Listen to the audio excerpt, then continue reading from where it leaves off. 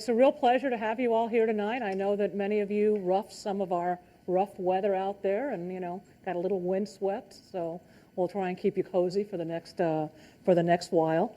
My name is Anna-Mari Kause, and I'm the Executive Vice Provost here at the University of Washington. And until very recently, I was the chair of the Department of Psychology. So it's particularly wonderful for me to be able to make these introductions tonight.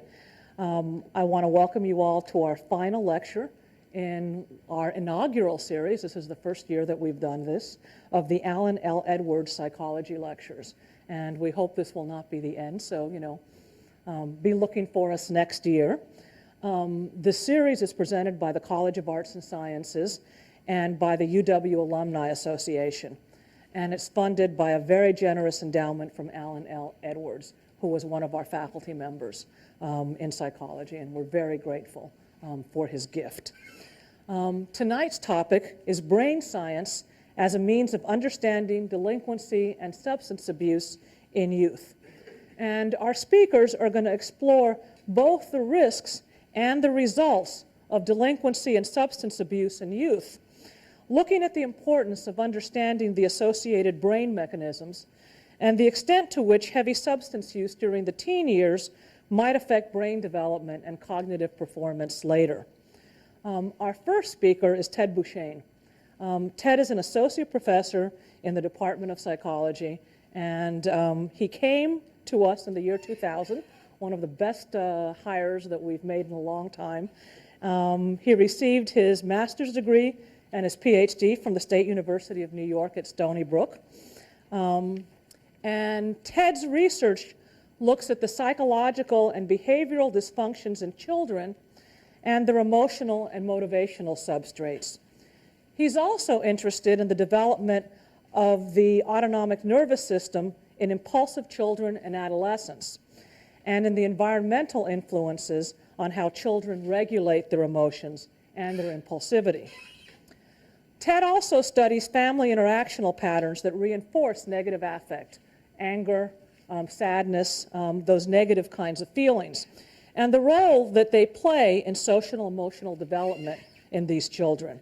I could spend probably most of this lecture talking about Ted's numerous awards and honors, and I won't, because you'd rather listen to Ted than to me, but I do have to mention that he is the most recent recipient of the American Psychological Association Distinguished Scientific Award for an early career contribution to psychology.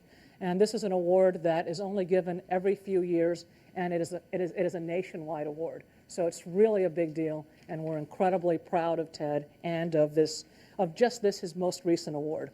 So please help me welcome Professor Ted Beauchaine.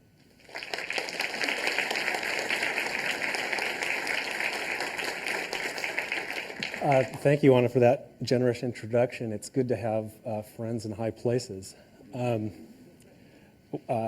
hated to see Anna go to the provost's office, but we love to have her there. I want to thank all of you for coming out tonight in this inclement weather. Hopefully it'll be worth your while as we talk about brain science as a means of understanding delinquency and substance use in youth. And I'm going to tackle the delinquency part primarily, and Susan will tackle the substance use part primarily, but there will be points of intersection in our talks.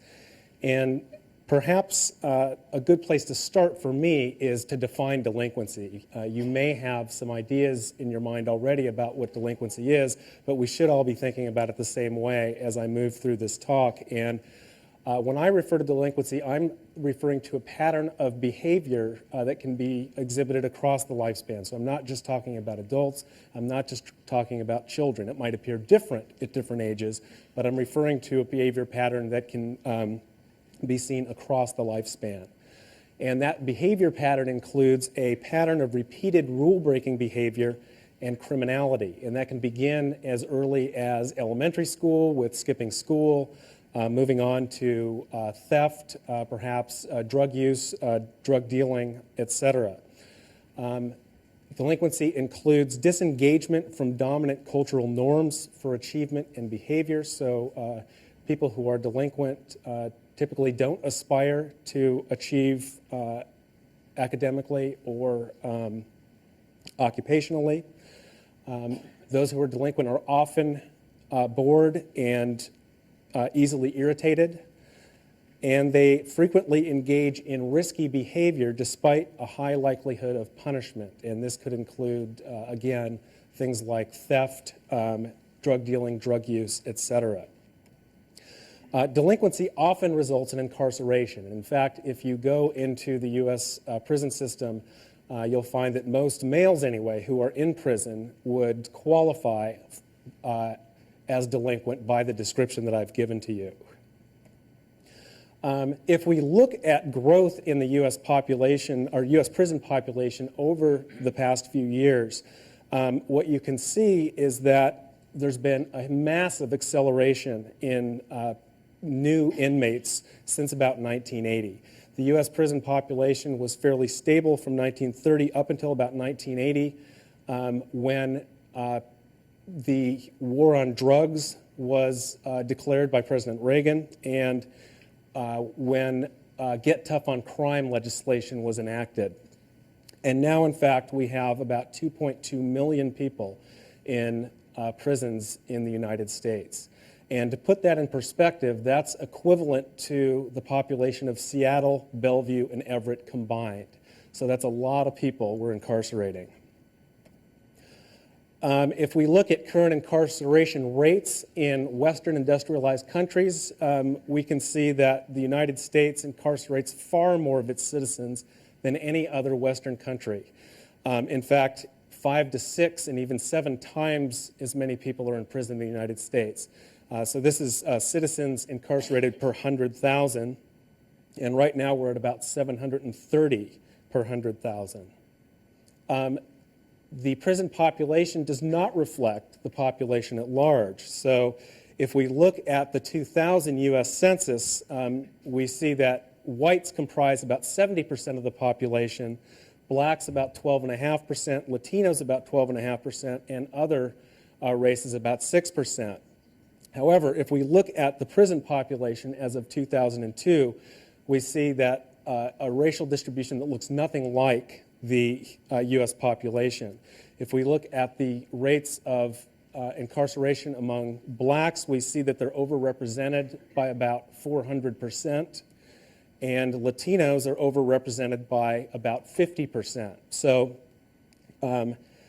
incarceration rates are far different depending on what race you are. To talk a bit about the human costs of incarceration, 20% of black males and 10% of Latinos serve prison time. And this number is projected to increase. This is actually a conservative estimate based on today's prison population. And as you saw from the graph I showed earlier, there appears to be no leveling off of the increase in prison population.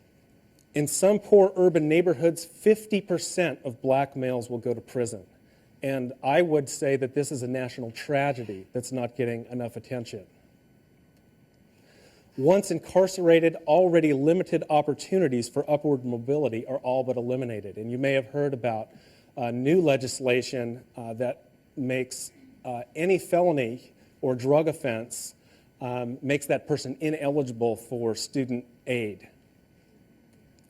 Recidivism rates approach 60% over 5 years, so once someone is admitted or incarcerated, chances are that person will come back to jail again.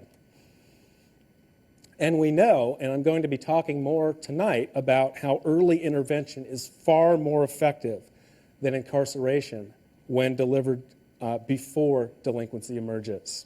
So we have the tools to address this problem. We're just not using them. We know a lot about the progression of delinquency from work that's been done over the past 30 years at the University of Washington and elsewhere. If you take the modal male prison inmate who is delinquent, almost invariably that person followed a trajectory that began with hyperactive and impulsive behaviors as early as preschool, that moved on to oppositionality and aggression later on. Then into middle school, we start to see school conduct problems and suspensions emerge. followed by disengagement and withdrawal from school activities, followed closely by academic problems, and then into adolescence, we see deviant peer group affiliations develop, drug use and criminality, and then incarceration and recidivism. Now, I'm not suggesting that every child with ADHD goes on to become incarcerated or goes on to become delinquent. What I am saying is those who do become delinquent almost invariably follow a pathway very similar to this one. When we do choose to intervene, the very earliest we typically do so is in the middle school years, and that's for a very few number of people. So what do current intervention approaches look like? First of all, it's important to say that few impulsive or aggressive children ever receive any form of intervention. And Carolyn Webster Stratton gave the annual faculty lecture a couple of weeks ago and also emphasized this point. Those who are treated usually receive some form of group intervention. And the reason for this is it's much more cost-effective to pool people and deliver an intervention as a group. And when I refer to intervention, I'm referring very loosely to a broad set of programs, including special education placements, summer schools and summer camps, and for a very few, institutionalization. Unfortunately, and despite the best intentions of some very well-meaning providers, these interventions actually increase delinquency. They don't make it better. And when an intervention actually makes a problem worse, that's referred to as an iatrogenic effect. And this is a study from Tom DeShawn down at the University of Oregon, where he and his research group delivered an intervention to young adolescents who were engaging in delinquent behaviors. And what you'll see here is that those who received the group-based intervention, it was a summer camp, over 3 years, increased their rates of delinquency to a point where they were doubly delinquent compared with a control group that received no intervention. So they started out in the same place. Those who received no intervention had very stable delinquency across a 3-year period. Those who received the intervention got worse. And this has come to be referred to as the product of deviancy training, where males especially who are grouped together for these kinds of interventions actually teach each other to be better delinquents. We see this in other areas as well. For example, eating disorders. When adolescent and young adult girls are treated together, they actually teach each other to be better at their eating disorder. If we look at intervention effectiveness by age, we see that in preschool, when we deliver an intervention for oppositional and aggressive behavior, we can be up to 75 or 80% effective. As we intervene at later and later ages, our chances of actually being effective with the intervention and reducing delinquency decrease rapidly. And I'm going to be covering some of the reasons, not all of the reasons for that. So we've talked a bit about the human cost of incarceration. It's also quite a financial burden on the United States and on our economy in terms of opportunity costs. Delinquency is far and away the most costly mental health concern facing the United States. You don't often hear it listed as such, but it is. The cost of incarcerating one person for 1 year is about $23,000. The cost of incarcerating 2 million people per year, and actually the number right now is 2.2 million, is $48 billion. And we could do a lot with $48 billion. And of course, the argument for early intervention is that it's expensive. But I think in any cost-benefit analysis, it would come out far ahead of numbers like this to prevent delinquency rather than incarcerating. Many states are now spending close to 20% of their annual budgets on incarceration. And again, there's a lot we could be doing with that money. So to summarize the points that I've made so far, delinquency exacts enormous costs on our culture, both in terms of lost human potential and in terms of an excessive financial burden. The current approach of incarceration is failing miserably, I would say. Many impoverished African American and low-income communities are being decimated by this problem.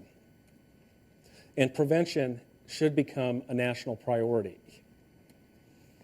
And in order to prevent, we have to be able to identify young boys in particular who are particularly vulnerable to later delinquency. And that's one of the things that we've been focusing on in our lab here at the University of Washington. So that brings us to brain science and delinquency. And there are a few assumptions that those of us who do brain science research make. First, all behaviors have brain bases that can be studied using modern neuroscience technologies. Understanding the brain bases of delinquency in particular will help us to address this outrageously costly mental health concern. Early identification of neurobiological risk for delinquency should facilitate prevention. The earlier we can identify someone at risk, the earlier we can do something about it. And if you remember that graph I showed, the more effective we'll be. So what are the early neurobiological signs of risk or vulnerability for delinquency?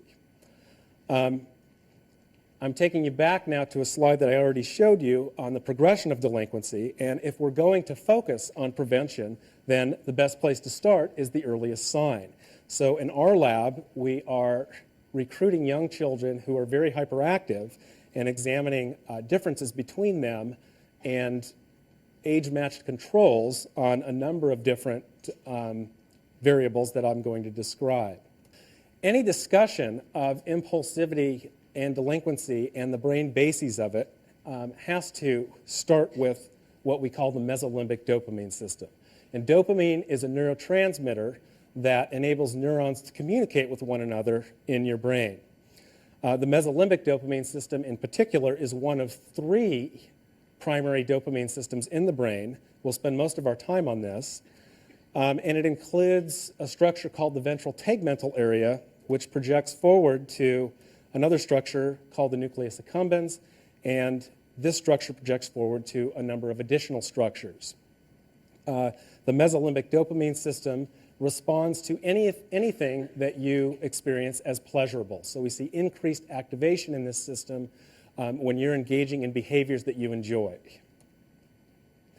We know some things about mesolimbic dopamine activity, both from research with animals and neuroimaging research from humans.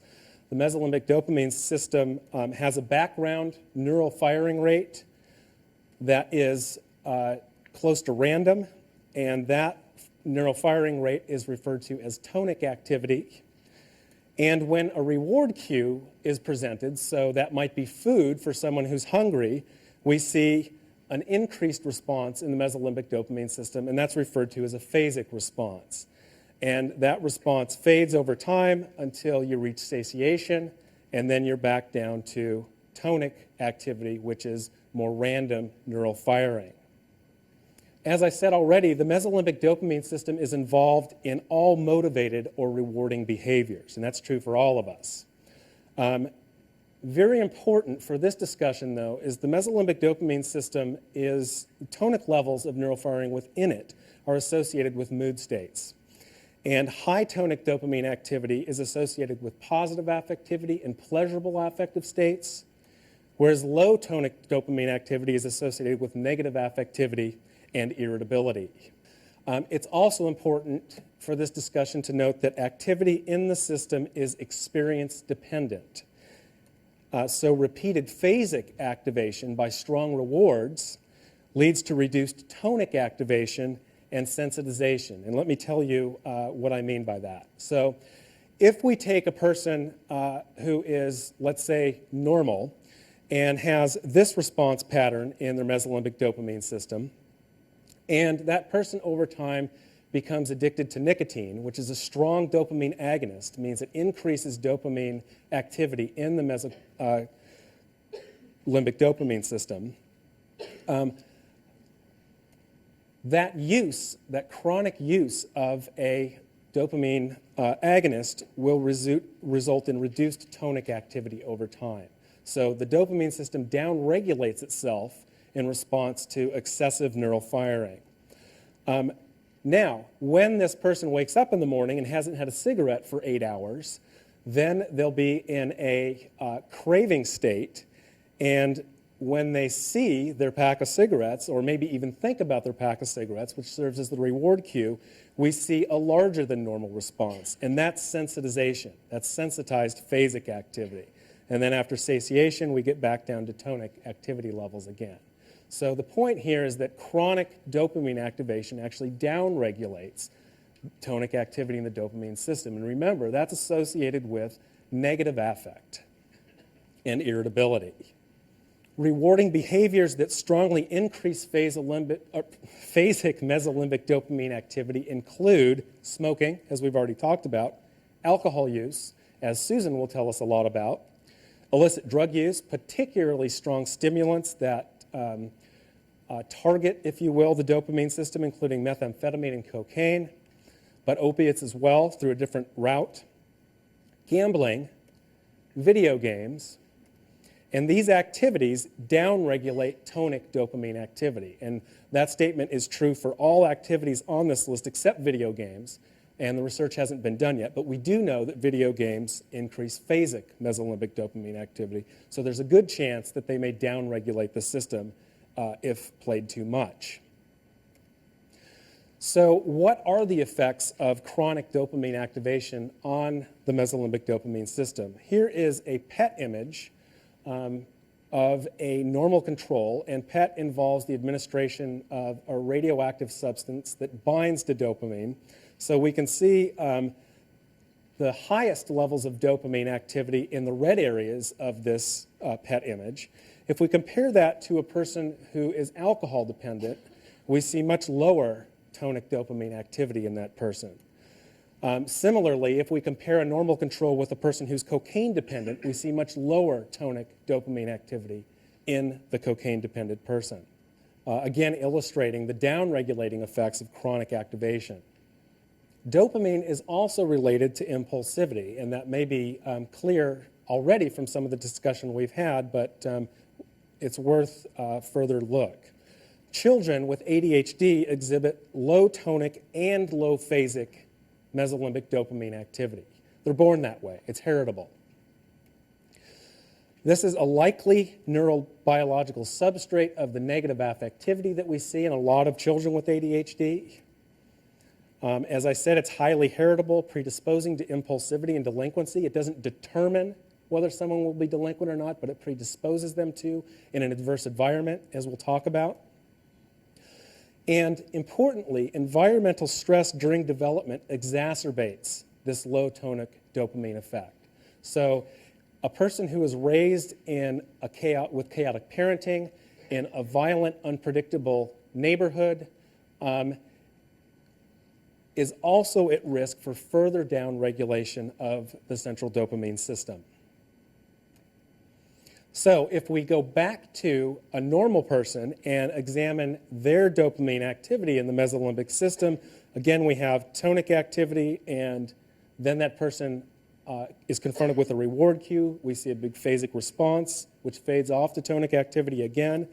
If we look at a child with ADHD, for heritable reasons, that child has lower tonic activity, a lower phasic response than a child without ADHD.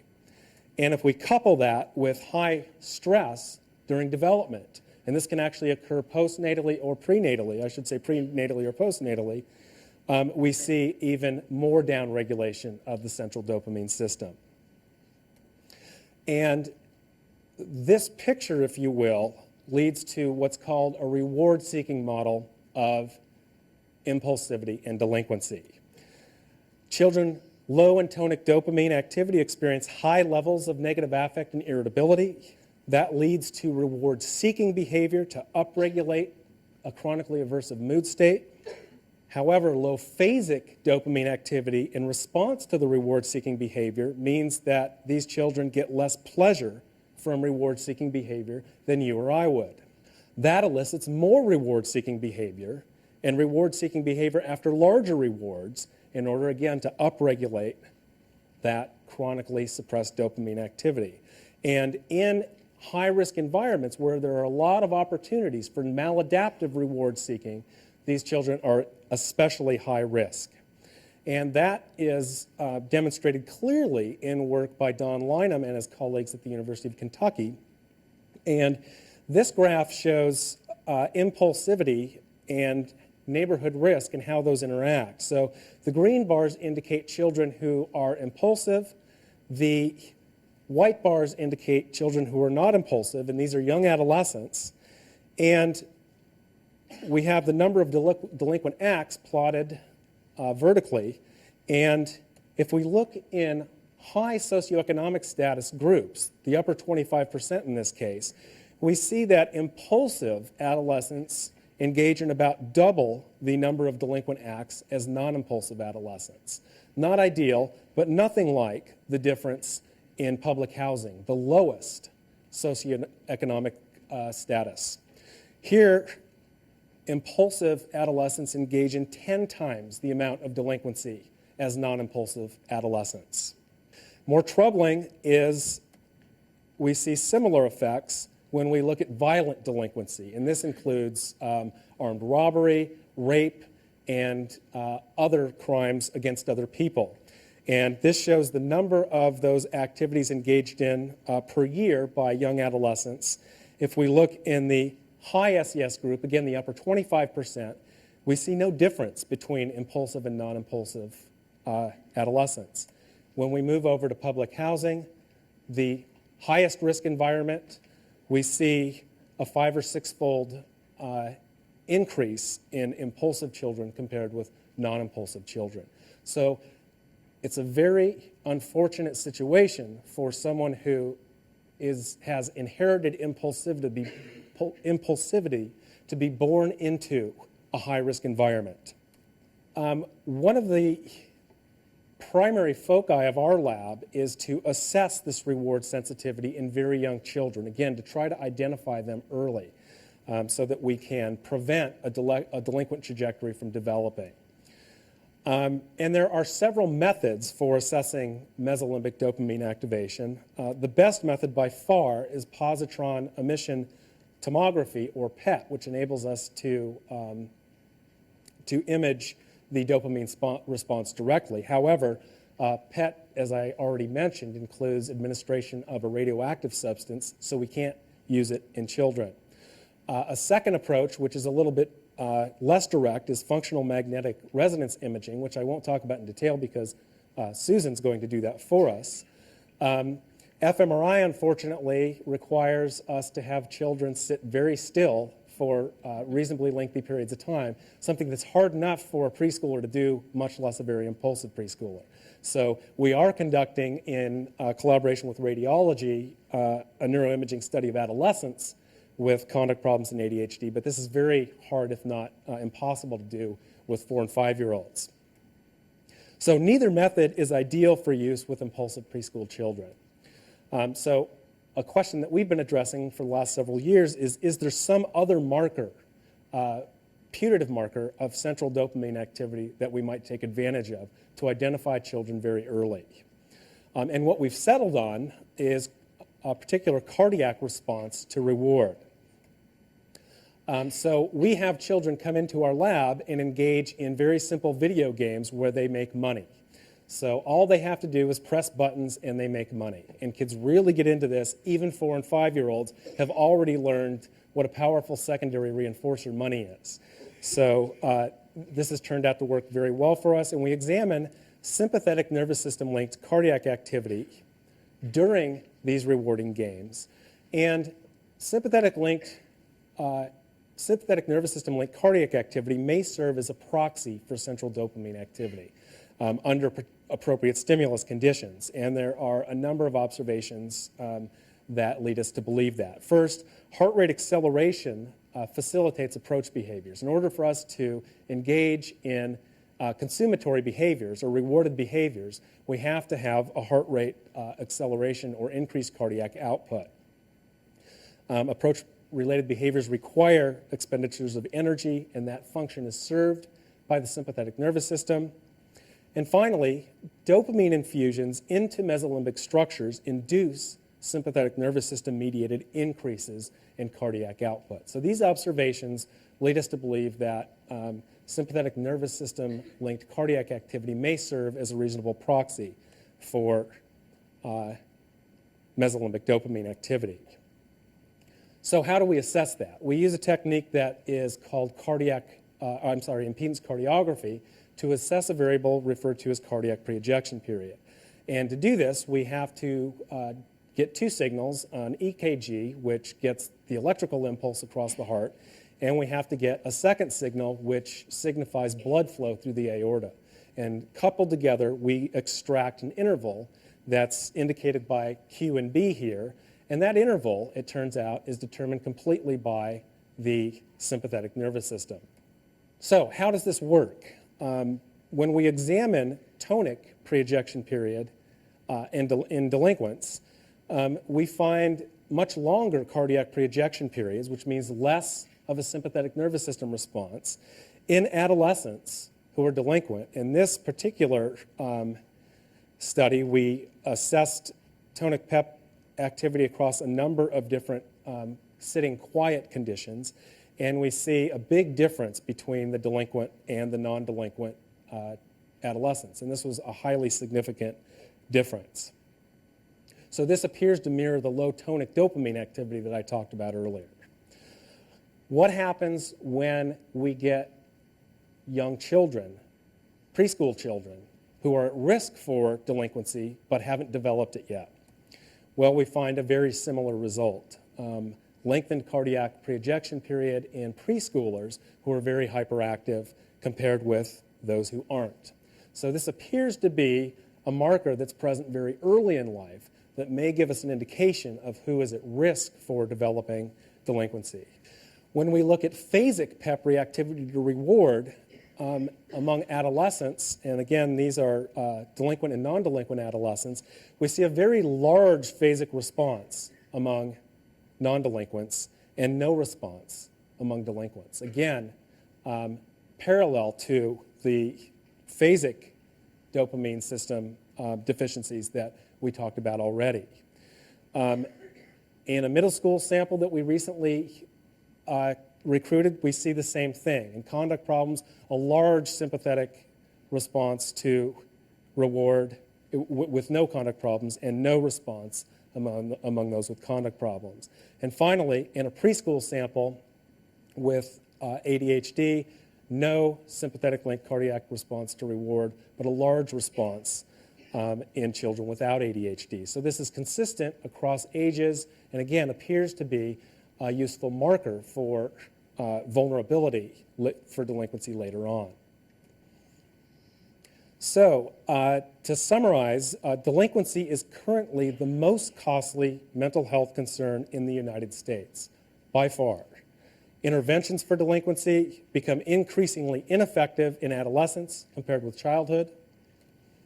This is likely due in part to experience-dependent changes in mesolimbic dopamine functioning, and those changes those experience-dependent changes are elicited by exposure to large amounts of environmental stress and by sensation-seeking behaviors and substance use, or what I referred to as reward-seeking behaviors earlier.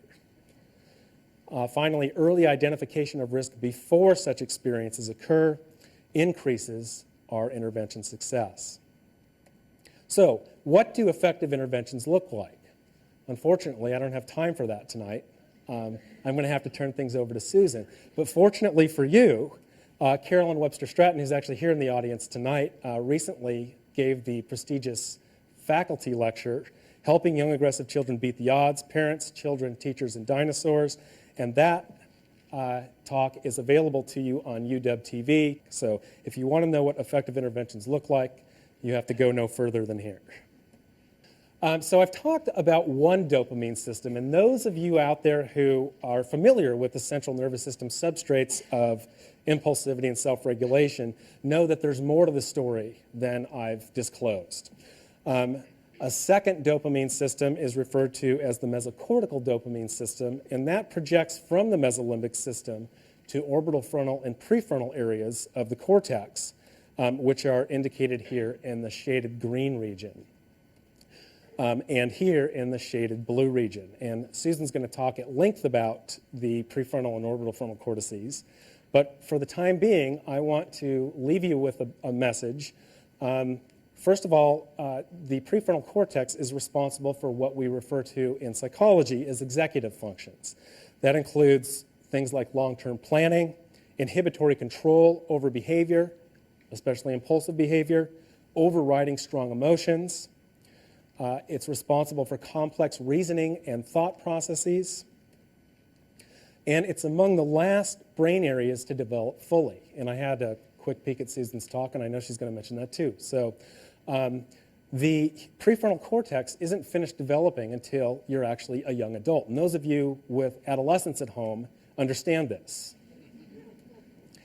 The prefrontal cortex coordinates with the mesolimbic dopamine system to help regulate behavior and suppress impulsive behavior.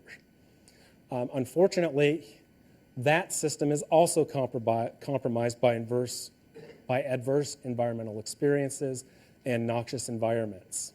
I want to acknowledge the National Institute of Mental Health and the University of Washington Royalty Research Fund for supporting our research, and all of these people listed who were very instrumental in doing the research that I presented to you, which is a limited amount of the work that they've actually done. So thank you.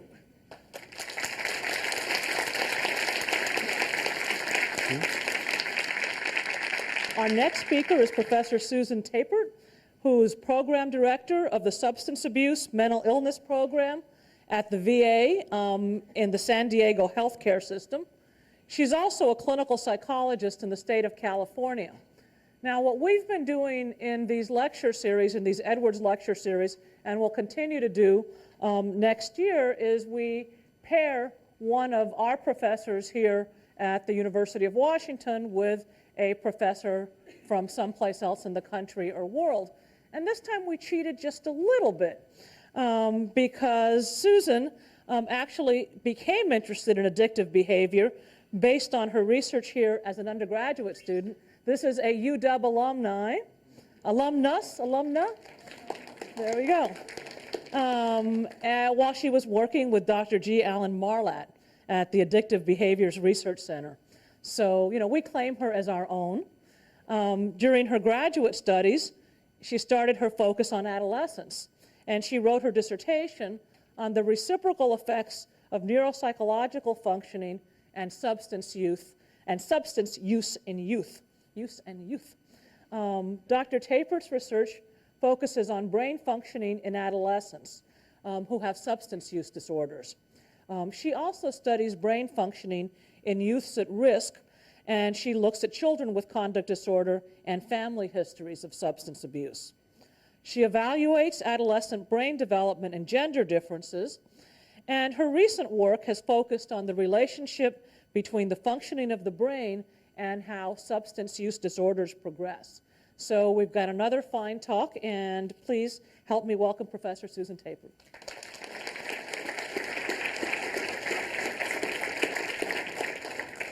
Well, it's great to be here, and I'd really like to thank Ted for inviting me to come to Seattle. It's wonderful to be in Kane Hall. I remember taking many psychology classes here, so it's neat to be presenting here. I'm going to talk with you about our research and the research of other people concerning substance use disorders in adolescence, and in particular on how substance use during adolescence appears to affect brain functioning.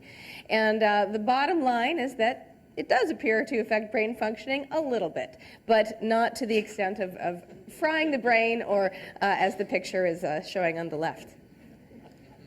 So I'm going to talk to you a little bit about the extent of the problem of substance use among adolescents in our country, talk to you about recent information concerning adolescent brain development, so the changes going on in the brain in this age kind of from 12 to 18.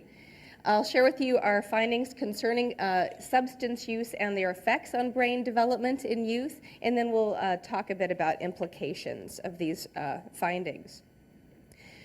So by 8th grade, early on in adolescence, about half of young people report having used alcohol at least once, and that increases to about 80% by 12th grade.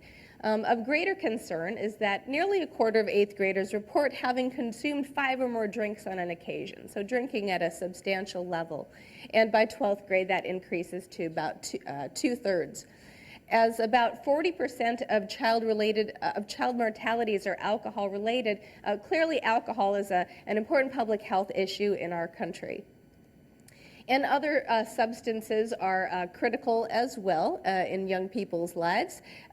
Not only alcohol, but getting drunk, again, increasing so that not too many 8th graders report having gotten drunk in the past month. But by 12th grade, about a third of youth report having gotten drunk in the past month.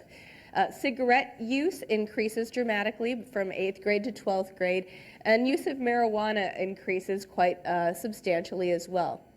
So that in the past month, about 20% of 12th graders report having used marijuana in the past month, and more importantly, about 6% of 12th graders report daily use of marijuana. Inhalants is the category of drug use that actually decreases during this age range. This refers to sniffing gasoline or other solvents to get high.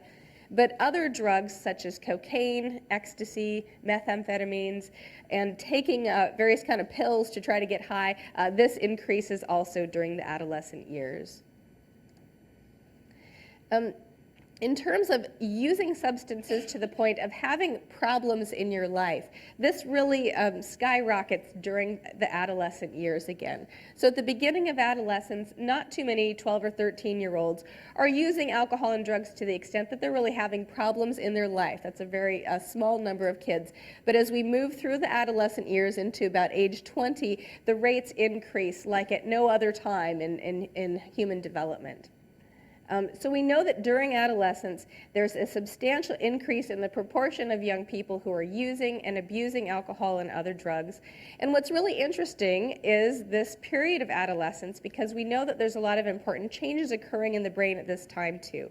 It's a fascinating period in life when people are beginning to separate from their families, discover who they are, and often engage in risky behaviors. And some of this is sort of subserved by the brain changes that are occurring. So at the beginning of adolescence, most of the brain material you're going to have is there and in place. But there's a lot of sculpting and subtle refinements that are occurring during adolescence. And two important neuromaturational processes that are going on during adolescence are myelination and synaptic refinement. Myelination refers to kind of helping the white matter in our brain. So all the billions of brain cells that we have are connected by axons along which electrical impulses transmit information. And during the process of myelination, these axons are coated with a fatty substance called myelin, which helps information relay to occur more rapidly within the brain. And this process is continuing quite prominently during adolescence in the frontal regions of the brain and also in some of the parietal areas back here. A second important neurodevelopment that occurs into adolescence is synaptic refinement. So we have about 100 billion neurons in our brain, and each of those neurons is connected to about 10,000 other neurons, and it turns out that all those connections aren't really needed. So during adolescence, a lot of these unnecessary connections are eliminated. And this process of synaptic elimination occurs somewhat as a function of the kinds of activities and experiences the individual is having. So it remains an important question, I think, is while all these developments are going on, what is the influence of pouring alcohol or other drugs into the mix? Maybe the adolescent brain is more resistant to any kinds of problems. However, maybe it's more vulnerable. This graphic here shows you a little bit more about the gray matter developments that are going on during adolescence. This is some research from folks at UCLA and the National Institutes of Mental Health, and it's showing how the gray matter volume is actually decreasing during adolescence because of this synaptic refinement process. And it's really the blue areas here that are showing the greatest changes during adolescence and actually kind of shrinking but in a good way, because we believe that the brain is much more efficient at the end of a healthy adolescence because of these neuromaturational processes. This is another view of the brain, again showing the prefrontal region that you learned from Ted's talk is so important for planning, for inhibiting impulses, and for emotional regulation. Another important region of the brain for learning information is the hippocampus. We all have hippocampi, one on the left and one on the right, deep within our brain, and this is an important brain area for encoding new information. We also know that it's a region of the brain that's quite sensitive to heavy levels of alcohol exposure, particularly during the adolescent phase of development. We've learned this from a lot of animal research studies. So this is an area that we'll be coming back to. So again, during adolescence, there's this dramatic increase in the rate of substance use and abuse, and there are these important developments occurring in the brain throughout adolescence. So now I'm going to talk to you a little bit about what we've learned about how the adolescent brain may in fact be somewhat more susceptible to alcohol and other drug use than at other points in development. Jumping ahead for a moment, there have been several decades of studies on adults with chronic long-term drinking problems. And about 50% of folks on whole in these studies show some degree of cognitive deficits. A little bit poor performance on executive functioning tasks, poor memory performance, poor visual spatial performance. There is also some evidence of some reduced gray matter volumes and reduced white matter volumes, and also some abnormal brain activity in adults with chronic heavy drinking patterns. The good news is that with as much as even 6 months of abstinence, a lot of these problems resolve. A remaining question for us, though, is when did these problems first show up? We know that the first time a person has a drink, that's not producing these problems. When in the course of a heavy drinking career do these abnormalities begin to emerge? And are there certain points in human development that are particularly vulnerable to deleterious effects of alcohol and other drug use?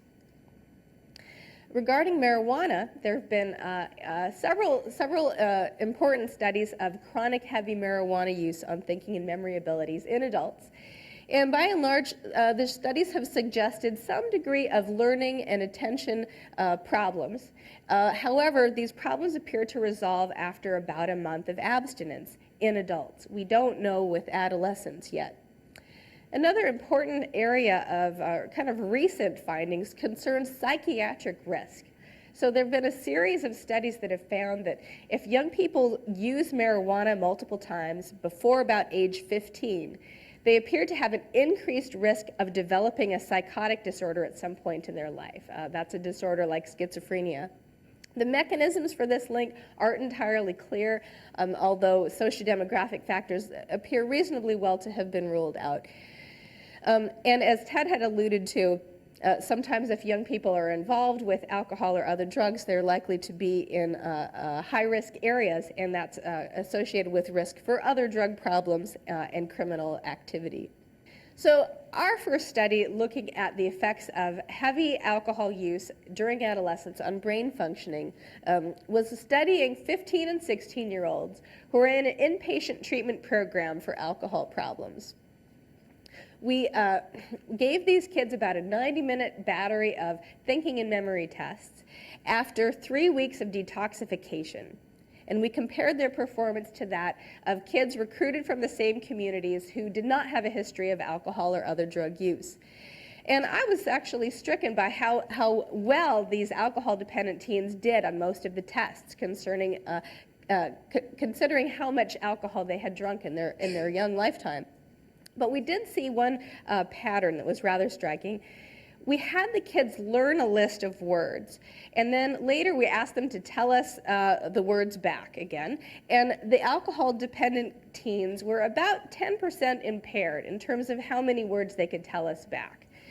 They did reasonably well, but they were about 10% impaired. And a similar pattern was observed for nonverbal information. We had them learn a series of drawings, but they weren't able to draw as many of the drawings back later on. So there was a difference between these groups. However, we didn't know if the alcohol was causing these problems or if these memory problems may have predated the onset of their heavy drinking.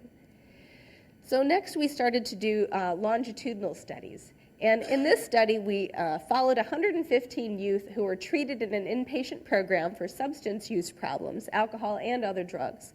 And we followed them for 4 years after they left the treatment program. Unfortunately, about 70% of the teens relapsed. They returned to harmful levels of alcohol and other drug use by the time they were about 20. And we were not able to distinguish the two groups at the time they were in treatment. They were virtually indistinguishable in terms of their cognitive functioning. But those who returned to alcohol and drug use began to go downhill relative to their peers in their cognitive functioning, especially on tests requiring sustained attention and also tests requiring spatial abilities, like reading a map or putting together a puzzle. We continued to follow these kids for another 4 years and continued to observe a similar pattern. And one thing that we noticed was that the young people who reported drinking or using other drugs to the point where they had withdrawal symptoms or hangover effects, those were the kids who were most likely to go downhill the most relative to peers in terms of their thinking and memory abilities. So for the young people who were drinking quite a bit and reporting that they were having shakes the day or two after stopping drinking or having a lot of nausea or headaches, these were the kids who were most likely to have poorer scores on these thinking and memory tasks. We've also been really interested in looking at the effects of heavy levels of marijuana use on adolescent brain functioning. So right now in San Diego, we have a study going on where we're looking at 16 to 18-year-old kids who are heavy marijuana users. They're using marijuana about every other day on average. And we're comparing them on a variety of measures of thinking and memory abilities to demographically similar youth who do not have histories of alcohol or other drug use. And we're doing something very interesting in this study. We're asking the teens to stop using substances for a month, which is not easy to do. Not all of them do it, but some of them do. And actually we pay them, and that seems to help quite a bit. So what we do in this study is have the kids come and visit us in our research lab a couple times a week, submit urine samples for drug toxicology, and then we do a series of tests with them and interviews. And these are the results of the neuropsychological tests that we're doing with these teens. And I just want to mention that to make as sure as possible that the results we're seeing are related to the marijuana use, we've excluded kids who meet diagnostic criteria for any psychiatric problem. These are kids recruited from kind of a high SES school district, and the kids are all high average on their kind of IQ test. Okay, so after a month of verified abstinence, there were 5 out of 20 tests that the marijuana-using youth performed a little bit more poorly on than the control youth. And there were kind of 2 areas of problems that we noticed here. The first was on their ability to learn new information when they would only hear the information once. So we gave them a list of words to learn, and the first time they heard the words list, they learned about 6 words on average, while the non-using kids learned about 7. Not a huge difference, but it was pretty consistent across about 80 or so kids who were in the study altogether. Now, by the time they had heard the list 2-3 times, the marijuana-using kids caught up, and they were doing just fine. But a similar pattern was observed for a story that we told them and asked them to repeat back. The marijuana-using teens got in less information from the story. They weren't able to tell us back as much when they'd heard the story just once. However, when they'd heard the story a second time, by then they did just as well as the non-using youth. However, I think this is an important area to be mindful of, as oftentimes in life you only get to hear things once, and there isn't going to be somebody there repeating things for you like we did in our testing. Another area of difficulty that we noticed among the marijuana-using teens was of making errors. So across several different types of tasks, these kids tended to commit more errors. They had just a little bit less cognitive control, and they were sort of careless kind of mistakes or not following instructions exactly on a variety of tasks. So the next series of studies that we have conducted are brain imaging studies, which I'll describe for you next. Probably many of you here have had an MRI for various reasons. MRI is a wonderful technology that's been around for a couple of decades now that helps us to get a clear, high-resolution picture of the inside of some part of us. And in our studies, it's the head that we're focusing on, the brain.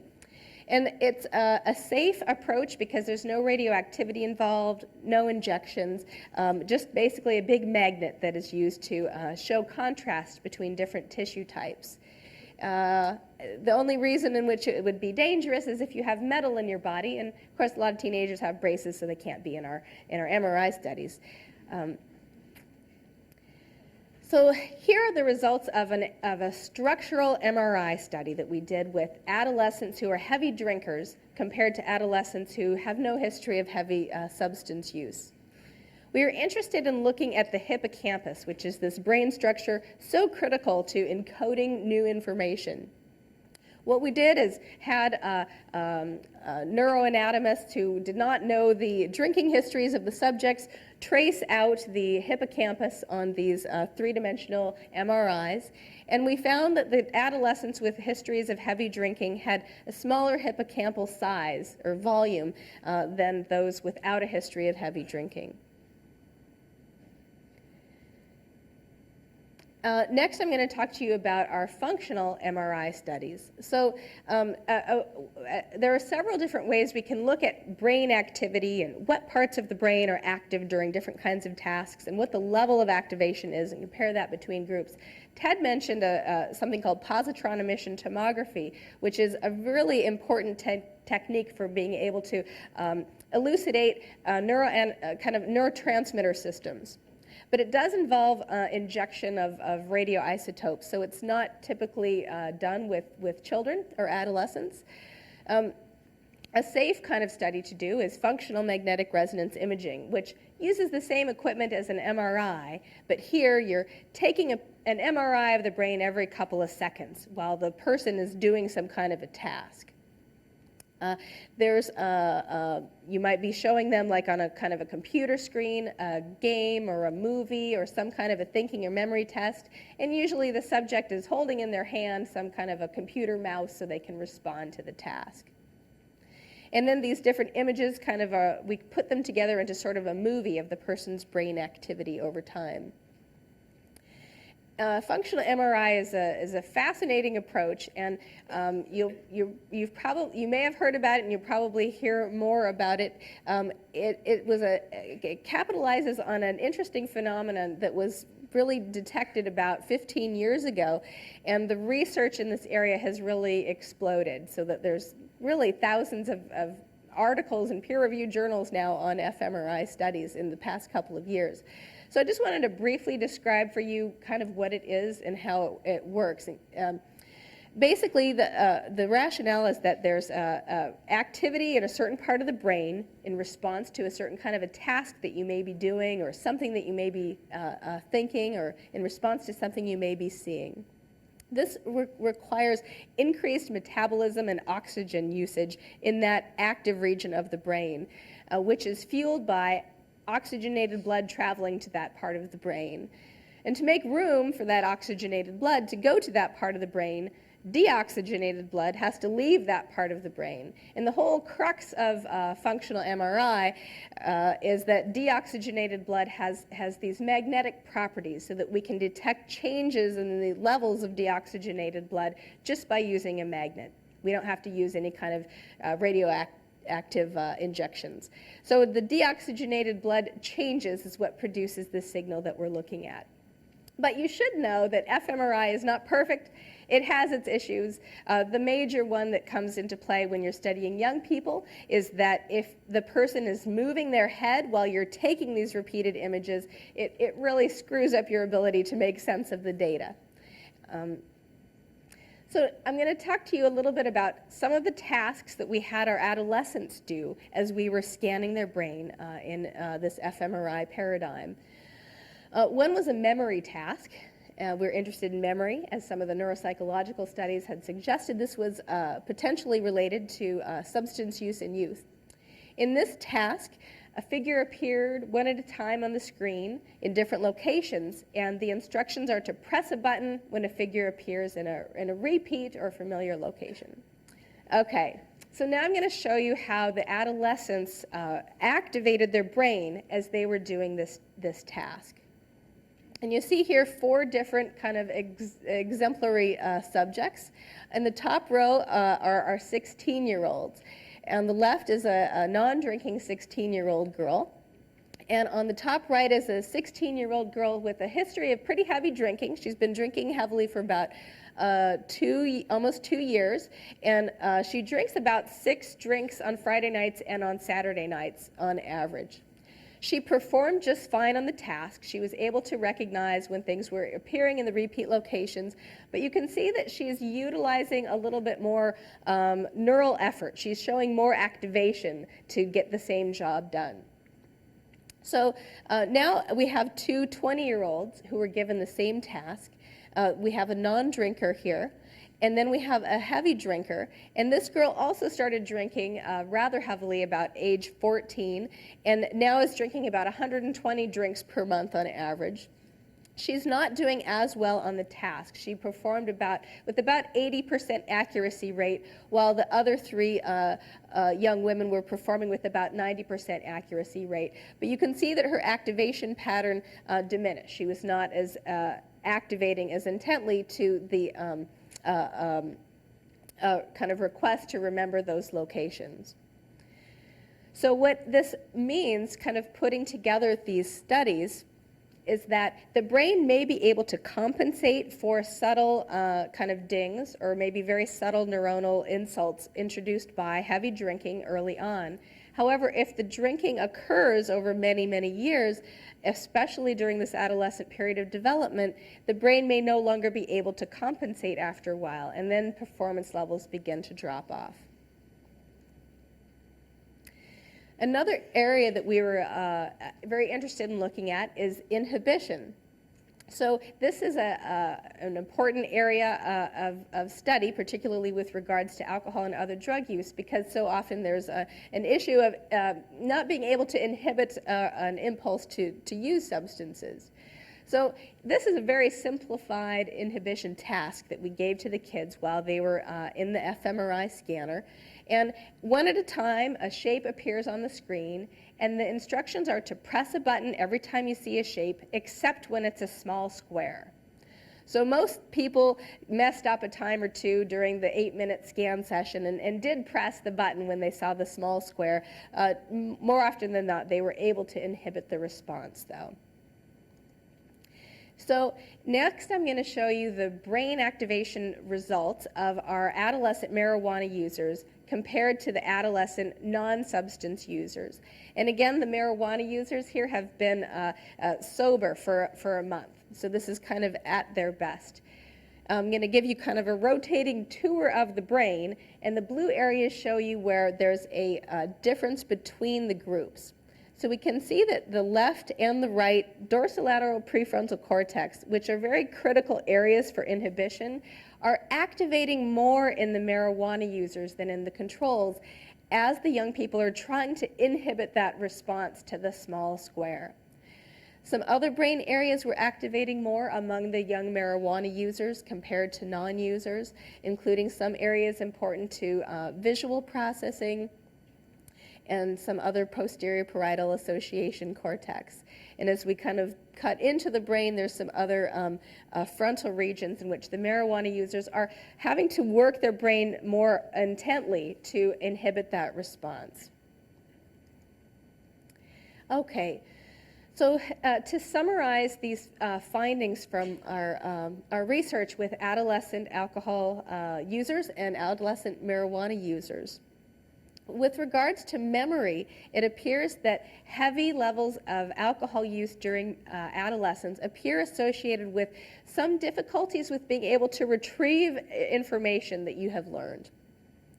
On functional MRI studies, we saw that memory tasks are associated with some areas of increased activation and other areas of decreased activation in adolescent heavy drinkers, which suggests some subtle neural reorganization in the brain circuitry that's used to respond to this kind of a cognitive demand.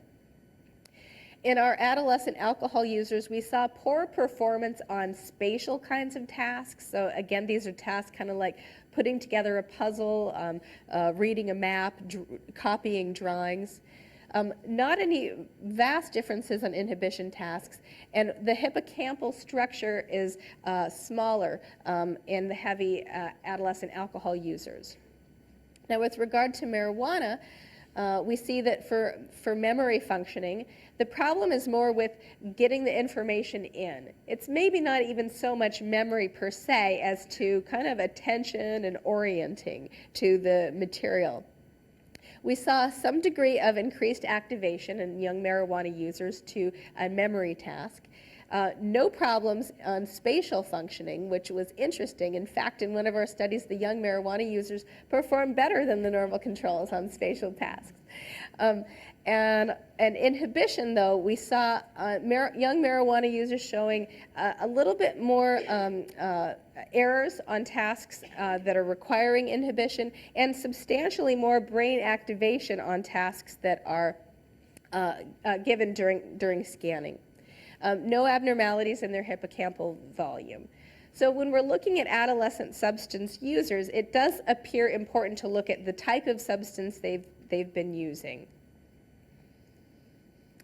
Okay, so next I'd like to talk a little bit about the implications of some of these studies. So following from these studies and also mostly from the work of other groups, it appears that teens who start substance use early are more likely to develop enduring problems. We know that if young people have their first drink before age 14, they're about 4 times more likely to develop alcohol dependence at some time in their life as compared to people whose first drink is after age 20. Some of our studies suggest that starting substance use at an early age is associated with a greater risk of some cognitive problems, especially if the level of substance use is intense enough to produce withdrawal or hangover kinds of effects. And then there are these studies that are suggesting that if somebody's using a lot of marijuana at an early age, they have an increased risk of developing a psychotic disorder at some point in their life. So I think that for prevention, it's important to inform teens of these risks. There's a lot of things that we can try to do structurally and school-wise, but at some level, the adolescents are going to be making decisions. And I think it's important that they have factual information about what we're seeing. So we are seeing some problems, and I think that's important for teens to know, and we share that when we go give lectures in high schools. But it's not like their brains are being fried or that there's holes going into their brains or something like that. It's kind of like the difference between an A and a B. So if you're a kid who's doing really well, ready to earn A's in school, and you're smoking pot every other day, chances are you're bringing things down to about a B. And that has significant implications for your life and the important kind of decisions that young people make at this point in development. I think it's also important because of the large numbers of youth who are using substances at these levels. So what about kids who are already using substances at pretty intense levels? Well, one simple thing that we're starting to notice is that we may have to repeat information to them. If we're expecting them to learn a lot of new material in a treatment setting, we're going to have to probably work with them a couple of times on that. Even if they've been sober for a couple of weeks, it may be very helpful to share the information, have the kids work with it, do some role playing, present it in a different kind of a fashion. We want to encourage brain power in young people. So as we were talking before about the synaptic refinement that's occurring during adolescence and all these unnecessary synapses eliminating, it's quite likely that the specifics of which synapses are eliminating depend largely on the kinds of activities and environments and experiences that the adolescent is encountering on a daily basis. So if a young person is playing video games all day, it's a good chance, I would imagine, that their synaptic refinement is going to occur a little bit differently than a kid who's doing other activities or a broader range of activities during this important time of development. Because we've seen these difficulties with inhibition, I've wondered if we could train some basic level of inhibition skills in kids who are showing these kinds of problems. And if we could potentially use functional MRI to see if we're actually able to train a simple kind of inhibition paradigm and see kids not having to exert so much power to do a relatively simple kind of in the laboratory task. And then regarding substance use more specifically, more specific coping skills are so important to help kids have the tools to deal with the specific kind of situations they're going to face. Lifestyle changes and learning healthy activities that are fun and rewarding to do to replace the substance involvement are really critical. And another area is hope. So with the kids we've worked with in San Diego, it's often been really helpful to try to get them to think ahead about the future and think where they'd like to be, just becoming a little bit more future-oriented.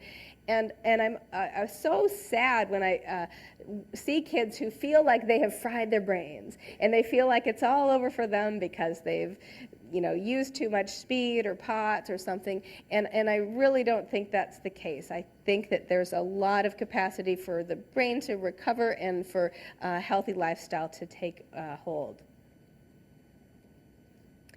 So there's still more research needed in this area to help us have the best information to help our kids.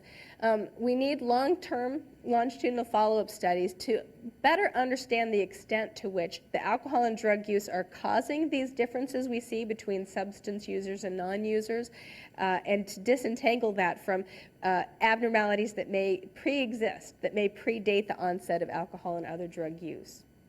We also need to better understand the extent to which improvements can occur once a young person has stopped using alcohol or other drugs at that heavy, intensive level. And we also need to work on better ways to help motivate healthy behavior change. And one thing that I've been impressed with is how excited the kids in our studies are to see pictures of their brains.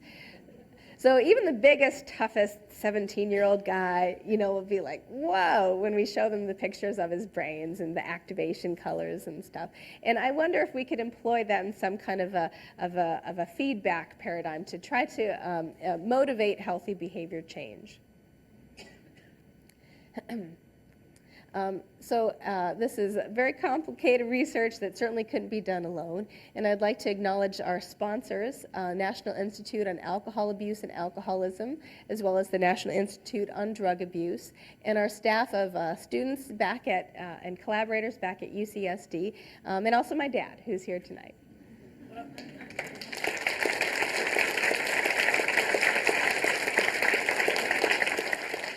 What you've heard here tonight is just a fraction of the exciting work that is happening in the world of psychology.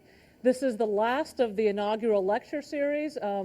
Thanks to Alan L. Edwards, and please join us here again next year when we'll show you a little bit more about the wonderful world that we live in. Thank you so much for coming here.